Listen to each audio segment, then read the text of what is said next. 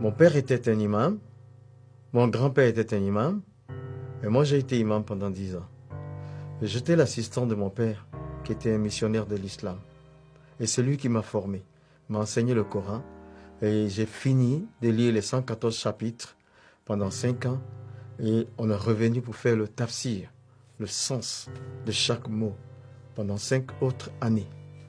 Et donc, mon père était pour moi un héros, je voulais lui ressembler, être un imam comme mon père, être un imam comme mon grand-père.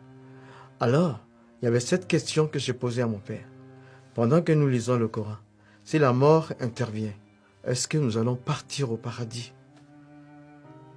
Et là, sa réponse a été, on ne peut pas le savoir pendant que nous sommes vivants. Parce qu'il y aura des balances qui seront érigées au jour du jugement et ça va peser les œuvres de chaque personne. Et donc, à cela, j'ai commencé moi-même mes propres recherches. Alors, je commence par la 100e sourate dans le Coran. À partir du verset 3, il dit « Inna lisan li rabihe la kanudun, wa innahu ala zalika la shahidun, wa innahu li hubli khairi la shadidun. » C'est-à-dire, l'homme est ingrat envers son Seigneur et il est témoin de son ingratitude. Le Coran veut dire que tous sont pécheurs, tous les humains pêchent. Après la 101e sourate dit « Fa'amaman sakulati mawazinuhu fahuwa fi shati radiyati, wa amaman kafati mawazinuhu fa'umuhu khawiyati, wa ma adirika ma khiyaha nar khamiyat. » C'est-à-dire, si tes œuvres bonnes surpassent les péchés, tu vas au paradis, mais si c'est l'inverse, tu vas en enfer. Alors je commençais à réfléchir. La 100e sourate me dit que je suis pécheur et la 101e sourate me dit que je dois avoir plus de bonnes actions que de péchés. J'avais 35 ans, je ne connaissais pas le nombre de mes actions, ni bonnes ni mauvaises. Logiquement, je ne pouvais pas savoir mon séjour dans l'au-delà, ce qui m'attristait beaucoup. Et dans mes recherches, j'ai aussi découvert la personne de Jésus dans le Coran. Je le découvre d'abord avec des titres. Dans la 4e sourate, verset 171, il y a 3 titres au moins.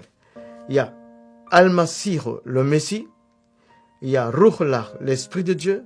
Il y a Kalimatullah, la parole de Dieu. Je suis donc le Messie, la parole de Dieu, l'Esprit de Dieu. Ensuite, je découvre que Jésus n'a jamais péché. Il n'a pas péché dans le Coran. Mais par contre, j'ai découvert les péchés des autres prophètes. Alors, le prophète de l'islam, 48e sourate, versets 1 et 2. Il dit, Allah lui dit, nous t'accordons la victoire pour te prouver que nous pardonnons tes péchés. Je dis, mais lui aussi, il a péché, mais Jésus, jamais. Il n'a pas péché. La 19e sourate dit, un enfant saint, sans péché, à sa naissance, un enfant saint, ça veut dire sans péché.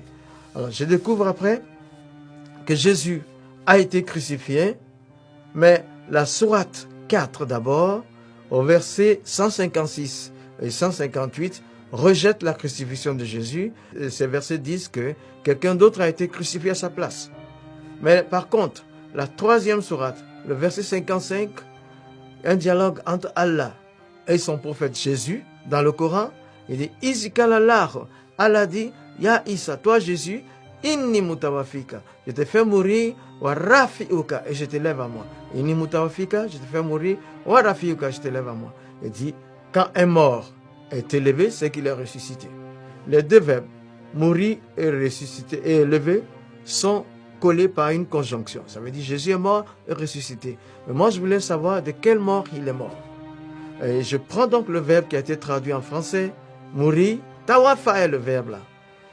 Tawafa, la première interprétation donne mort violente. La crucifixion est une mort violente. Deuxième interprétation, mourir pour atteindre un but. C'était le cas pour la crucifixion. La troisième interprétation, c'est mourir pour payer une dette. Ce qui veut dire la crucifixion. Donc j'ai compris que Jésus est mort par crucifixion et ressuscité. Maintenant, après tout ça, j'avais une décision à prendre. Je suis allé donc dans ma cabine, sachant que je ne pouvais pas de moi-même, je ne voulais pas quitter l'islam, mais je n'étais pas sauvé dans l'islam, dans le Coran. Donc, j'ai vu Jésus qui est au-dessus des autres. En ce moment-là, je devais prendre une décision. Mais j'ai interrogé Dieu. Je dis, je suis le 14e imam depuis la génération de mon père. Et là, je sens que je ne suis pas sauvé.